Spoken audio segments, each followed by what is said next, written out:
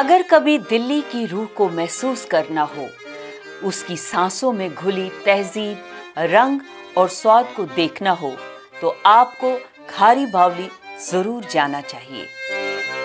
चावड़ी बाजार की चहल पहल को पार फतेहपुरी मस्जिद के करीब एक अजीब सी जानी पहचानी सी खुशबू आपके जहन को छू जाती है। यही है खारी बावली, मसालों की वो बस्ती जहां रंग बोलते हैं, खुशबुएं दास्तान बयां करती हैं और हर दाना अपने अंदर एक पूरा इतिहास छुपाए होता है। बावली एक स्टेप वेल यानी कि सीढ़ियों वाला एक ऐसा कुआं या पानी का रिजर्वायर जहाँ से कि पानी पुराने ज़माने में होता था, मतलब उससे निकाला जाता था, और ये हिंदुस्तान में बहुत पहले से होते हैं। यहाँ पर शेर शाह सूरी के मतलब लगभग उसी ज़माने में उनके बच्चे का जब यानी कि उनके लड़के की जब हुकूमत थी, तब यहाँ पर एक बावली बनाई गई थी। लेकिन वो बावली उसके बाद बहुत ज़्यादा इस्तेमाल हुई या नहीं हुई, इसकी बहुत ज़्यादा हमारे पास तारीख़ नहीं है। लेकिन उसके बाद जब यहाँ पर शाहजहानाबाद बना, यानी कि शाहजहाँ ने अपनी जो कैपिटल थी वो शिफ्ट की दिल्ली में और लाल किला बना, और लाल किले के लाहौरी गेट के साथ जो हिस्सा था दीवार के पास का, वहाँ पर खारी बावली मिली हो गई। मतलब खारी बावली की लोकेशन लगभग किले की दीवार के जस्ट लगी हुई है। खारी बावली जो आज एशिया का सबसे बड़ा मसालों का बाजार माना जाता है, कभी मुगलिया दौर में पानी की बावली के इर्द गिर्द बसी एक गुमनाम सी गली हुआ करती थी। इसके उधर एक फतेहपुरी मस्जिद बनी और उसी के बीच में मार्केट का एक एरिया डेवलप किया गया। तो वहाँ पर चांदनी चौक है, एक कोने में सदर बाज़ार है, एक कोने में चावड़ी बाज़ार है। तो यहाँ पर खारी बावली के आसपास मसालों की मार्केट डेवलप हुई। और मसालों की मार्केट से आपको ये बात समझनी होगी कि मसाला, जैसे हमें आज के वक्त में लगता है कि जाकर मसाला ले लिया, ऐसे नहीं होता है। मसालों के लिए यूरोप ने पूरे एशिया को किसी ज़माने में कॉलोनाइज़ किया था। वो बड़ी बड़ी जंग लड़ते थे, फ्रांस, इंग्लैंड, नीदरलैंड्स, पुर्तगीज़, इन सब के बीच जितनी भी बड़ी war 16th, 17th, 18th century में हुई हैं, वो इसलिए हुई हैं ताकि वो हिंदुस्तान और मलेशिया में जो मसाले होते हैं उन मसालों को कंट्रोल कर सकें। तो मसाले की बहुत इंपॉर्टेंस भी थी। तो उस ज़माने में ये मसालों की मार्केट के तौर पे डेवलप हुआ, यानी कि ये एक तरीके से दुनिया की सबसे अमीर मार्केट्स में से एक आप कह सकते हैं। ये अराउंड जब शाहजहाँ के बाद ये धीरे धीरे डेवलप होना शुरू हुआ। तो होलसेल में आप इसको कैसे बेचते हो? कहाँ से बनकर आता है ये? कानपुर से। हाँ? कानपुर से। कितना बेचते हो आप? 400 रुपए किलो। कितनी डिमांड आती है इसकी? कम से कम 50-60 किलो निकलता है डेली। डेली? कहाँ के लिए जाता है? तो खाने वाले ले जाते हैं। जैसे? हाल दिल्ली। हाँ? हाल दिल्ली में। दिल्ली में जाता है 60 किलो डेली? तो कितना आप मंगवाते हो फिर? पूरी गाड़ी आती है। अच्छा। और ये तो अंजीर है। मतलब ये अपने इंडिया में ही बनता है और इंडिया में ही बिकता है, बाहर भी जाता है क्या? बाहर भी जाता है। कहाँ? पंजाब जाता है, अमृतसर जाता है, लुधियाना जाता है, ऑल इंडिया बाहर भी जाता है। अच्छा, ये आम के मौसम में ही इसको आम? ये 12 महीने मिलता है।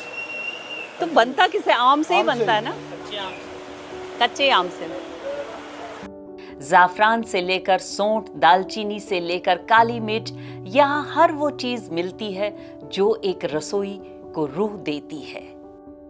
ये भैया बताना, ये बादाम किस तरह है? कि हमने देखा है कि कश्मीर के बादाम जो होते हैं बहुत ही स्पेशल होते हैं। ये अमेरिकन है। अमेरिका से हैं? तो यहाँ पर आप बेचते हो, ये अमेरिका से आते हैं? सब अलग अलग वैरायटी। किशमिश? किशमिश इंडिया ने ईरान का वहाँ आती है।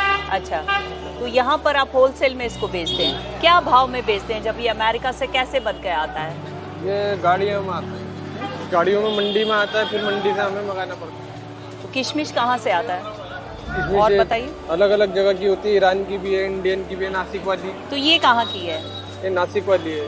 ये नासिक वाली ये ज्यादा बिकती है या ईरान की ज्यादा? ईरान की ज्यादा चलती है। ईरान की ज्यादा? ईरान की दिखाइए। ईरान की ये थोड़ा बड़ा है, ये है वो रशिया की है। अच्छा, ये रशिया का है, यानी कि 3 जगह से बाहर कंट्री से भी आता है। ये रशिया की है, ये ईरान की है और वो इंडिया की नासिक की है। तो क्या फर्क है इनमें, क्या फर्क है? अलग अलग क्वालिटी होती है, जिससे बढ़िया होगा उसका टेस्ट अच्छा होगा। डिमांड किसकी ज्यादा है? डिमांड वैसे ईरान की ज्यादा है। ईरान की ज्यादा, यानी इसकी ज्यादा है, ईरान की ज्यादा है। तो ये मीठा ज्यादा होता है। और बादाम में से किसकी डिमांड ज्यादा है? बादाम में कंधारी ले लीजिए या ईरानी। ये कंधार कहाँ आता है? तो कंधारी तो है, रेट, वो ईरानी है। वो ईरानी है। फिर तो रेट में भी फर्क होता होगा। जी।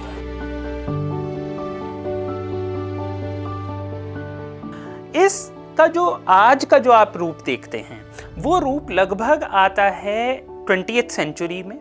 20th सेंचुरी में हुआ ये कि एक बहुत बड़े पैमाने पर ट्रेडर्स ने माइग्रेट किया है पंजाब से इधर, तो उस वजह से ये आया। उससे पहले 1900 के आसपास, यानी कि नादिर शाह ने के हमले के बाद, अहमद शाह अब्दाली के हमले के बाद, जब दिल्ली की पूरी एक सिस्टम बदलने लगा, बार बार रेड्स हो रही थी, बार बार हमले हो रहे थे, तो तब फिर से इस जगह से जो पहले यहाँ के ट्रेडर थे उन्हें जाना पड़ा। अंग्रेज़ों ने कब्ज़ा किया। अंग्रेज़ों ने, जाहिर सी बात है, जैसे कि मैंने अभी बताया, मसालों के ट्रेड पर वो डायरेक्ट कंट्रोल करना चाहते थे। तो अंग्रेज़ जब यहाँ पर आए 1803 के बाद दिल्ली पर, तो उन्होंने इस जगह को कंट्रोल करना शुरू किया इनडायरेक्टली, नॉट वेरी डायरेक्टली। तो उन्होंने इनडायरेक्टली उसको कंट्रोल करना शुरू किया। 1857 के बाद जब पूरे तौर पर अंग्रेज़ यहाँ पर आ गए, तो खारी बावली का जो इलाका है उसके ट्रेड को उन्होंने पूरे तरीके से कंट्रोल किया। लेकिन ये पूरे तौर पर अगर आप देखें तो ये एक तरीके से दुनिया भर में मसालों की जो आवाजाही है उसके लिए एक बहुत इम्पॉर्टेंट जगह थी, क्योंकि आज भी ये माना जाता है कि एशिया की मसालों की सबसे बड़ी मंडी है। तो इसलिए इस जगह का एक बहुत ख़ास इम्पॉर्टेंस है, क्योंकि ट्रेडिंग रूट, भले ही ये पोर्ट नहीं था, लेकिन ट्रेडिंग जो है इसके थ्रू होती थी। इस बाजार में हर दुकान अपने आप में एक किस्सा है। कुछ दुकानें तो 100 साल पुरानी हैं, जिनकी तीसरी चौथी पीढ़ी अपने इन खुशबुओं की विरासत संभाल रही है। ये ड्राई फ्रूट की मार्केट है, ये लगभग 50 साल पुरानी है। 48 से लेकर के अब तक ये ड्राई फ्रूट की मार्केट है। मेरा पहले स्पोर्ट्स का था, फिर बाद में ड्राई फ्रूट में कन्वर्ट हो गया। तो यानी कि आपके फादर पहले करते थे? फादर थे, वो थे, और फादर के मतलब ग्रैंड फादर भी थे सारे। अच्छा, तो हमें बताइए कि कैसे आपने पहचान, जैसे हम देख रहे हैं बादाम देख रहे हैं, काजू देख रहे हैं। मैडम ऐसा है, कई बादाम, जैसे बादाम की बात करते हैं, बादाम देखने में बहुत एक जैसे लगेंगे, लेकिन इनमें क्या होता है, ऑयल की ग्रेड कितना बढ़ा हुआ है, ऑयल की परसेंटेज कितनी बढ़ गई। मेन है आपके जो ऑयल की परसेंटेज बढ़ गई, उसी से ताकत आती है। बादाम भी कई क्वालिटियाँ होती है, जैसे अमेरिका का भी आ रहा है, आपके ऑस्ट्रेलिया से भी आ रहा है, और सबसे बेटर बादाम होता है वो ईरान से होता है, क्योंकि जो ब्रेन हेमेज के लिए, ब्रेन के लिए सबसे अच्छा, क्योंकि आपकी दुकान 48 से यहाँ पर है इस पुराने शहर में। हाँ। और कितना माल आपने दिया होगा, कितनी पहचान होगी इस चीज़ को। तो ये कश्मीर से आता है माल, कहाँ से आता है, कैसे आता है? ये आपके ईरान से भी आता है, अमेरिका से भी आता है, अफगानिस्तान से भी आता है, और जो है ना आप कुछ चीज़ें इंडिया से भी आता है, और वो होता है, ये अलग अलग कंट्रीज है। यहाँ पर होलसेल की मार्केट है। जो लोग पूछते हैं कि वो क्या मतलब मांगते हैं कि किसकी डिमांड ज़्यादा है और किसका रेट कम है, ज़्यादा है? रेट तो इक्वल जो है ना समथिंग होता है। जब पहले किशमिश का कम था, लेकिन अब किशमिश में भी रेट ऊपर कर दिया। आज भी इसका एक पुराना आकर्षण बरकरार है, जो आपको सदियों पीछे ले जाएगा। चाहे आप दिल्ली में मसाले खरीदने में रुचि रखते हो, शहर की विरासत का एक अभिन्न हिस्सा अनुभव करना चाहते हो, या बस अपने इंस्टाग्राम अकाउंट में जोड़ना चाहते हो, खारी बावली को बिल्कुल भी मिस नहीं किया जा सकता है।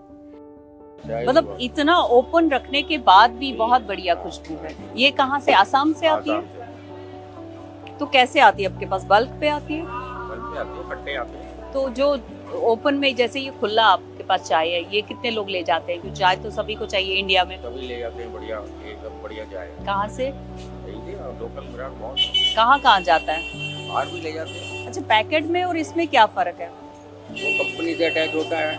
अच्छा, इसमें कंपनी का टैग है। हाँ, कंपनी का टैग। और इसमें ये आप अपने हिसाब से बेचते हैं? कितने में किलो बेचते हैं? 360। दुकानों के आगे बोरों में भरे मसाले ऐसे सजे होते हैं जैसे कोई रंग बिरंगा कालीन जमीन पर बिछा हो। पीली, हल्दी, लाल मिर्च, कथई दालचीनी और हर ओर बसी वो महक जो सीधे आपके दिल में उतर जाती है। यहाँ की दुकानों में बैठा हर शख्स न सिर्फ दुकानदार है बल्कि मसालों का एक जीता जागता जानकार है। वो बताएगा कि कश्मीरी मिर्च रंग के लिए है लेकिन तीखी नहीं। वो समझाएगा कि असली हींग की पहचान इसकी सौंधी महक से होती है। और अगर आपने उससे कह दिया कि आपको बिरयानी के लिए खास गरम मसाला चाहिए तो वो अपने जादुई डिब्बे से ऐसे ऐसे नायाब मसाले निकालेगा जिनके नाम भी आपने पहले नहीं सुने होंगे। आज के वक्त में जब आप जाते हैं तो आज भी आप जाएंगे तो जिन लोगों को थोड़ी एलर्जी होती है उड़ते हुए धनिए के पाउडर से तो उनमें छींक आने लगती है और काफ़ी कंजेस्टेड एरिया है। शायद वो कंजेशन उस जगह की खूबसूरती भी है लेकिन कभी कभी ऐसा लगता है कि थोड़ा सा उधर काम होने की ज़रूरत है कि थोड़ा सा ऐसा हो कि आदमी आवाजाही कर सके। लेकिन उसके अलावा खारी बावली का जो इतिहास है वो इसलिए बहुत इम्पॉर्टेंट है जो कि आम तौर पे दिल्ली में बैठे हुए आम लोग नहीं समझ सकते हैं कि मसालों का ये जो मार्केट है, मसालों का जो ट्रेड है, दुनिया में यूरोपियन पावर्स उसके लिए 200-300 साल तक आपस में लड़ती रही हैं। उन्होंने उसमें लाखों लोग मरे हैं, उन्होंने उसके लिए दुनिया को कॉलोनाइज किया है और इस बारे में लोग आमतौर पर नहीं सोचते हैं।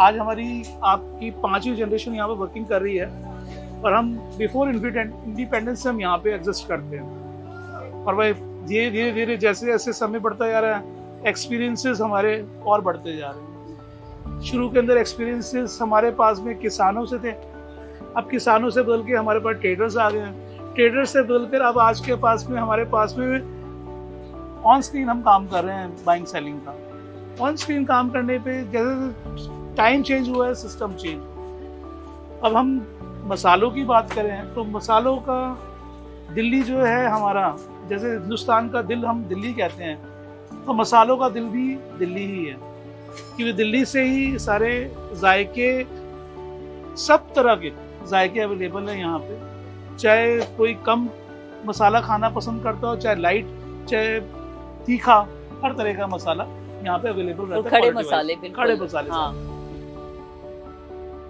खारी बावली का आकर्षण सिर्फ मसालों तक सीमित नहीं। यहाँ सूखे मेवे, खजूर, गुलकंद, चटनी, पापड़ और अचार भी उसी अंदाज से बिकते हैं जैसे किसी हकीम की दुकान पर नुस्खे। अफगानिस्तान से आए मेवे, ईरान से आई इलायची या फिर राजस्थान से आया सौंठ, हर चीज जैसे इस बाजार में अपनी सरजमी से मिलकर एक नई पहचान पाती है। और यही नहीं, खारी बावली सिर्फ एक बाजार नहीं, एक जिंदा दिल नजारा है जहां शोर भी है, शायरी भी है, जहां भीड़ भी है, मोहब्बत भी। ये वो जगह है जहां अतीत की तहजीब और आज की जरूरतें एक साथ धड़कती हैं। इसे इंपीरियलिज्म की देन हम नहीं कहेंगे, रादर हम ये कह सकते हैं कि हाँ, इंपीरियलिज्म इस चीज़ के कंट्रोल के लिए इम्पॉर्टेंट है। इसीलिए अगर आप देखें तो उन्होंने साउथ इंडिया में सबसे पहले कोशिश की, मद्रास प्रेसिडेंसी में उन्होंने पहले कोशिश की। वहाँ पर फ्रांस और इंग्लैंड टीपू सुल्तान के वक्त आपस में लड़े। एक तरफ कहीं पे उन्होंने किसी एक फोर्स ने मराठों को सपोर्ट कर दिया, किसी एक ने निज़ाम को सपोर्ट कर दिया, किसी एक ने टीपू को। आप समझ रहे हैं, फ्रांस और ये, और साथ में डच अलग से, तो ये सब आपस में साउथ इंडिया में लड़ रहे थे। तो इंपीरियलिज्म एक तरीके से इस चीज़ के लिए है, लेकिन मसाला तो हिंदुस्तान में हज़ारों साल से है। आप ये नहीं कह सकते कि शाहजहाँ से पहले मसाला नहीं है या इससे पहले। हज़ारों साल से हम लोग मसाला इस्तेमाल कर रहे थे।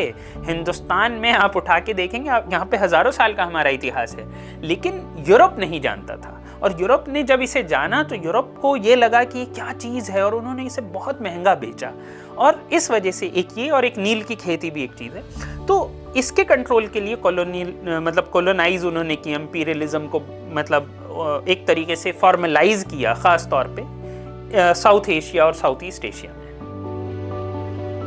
तो अगली बार जब आप दिल्ली आएं, लाल किले या जामा मस्जिद के बाद एक मोड़ लीजिए खारी बावली की तरफ। यहाँ की गलियों में सिर्फ मसालों की खुशबू नहीं, बल्कि उस पुरानी दिल्ली की रूह है जो आज भी हर चुटकी मसाले में सांस लेती है।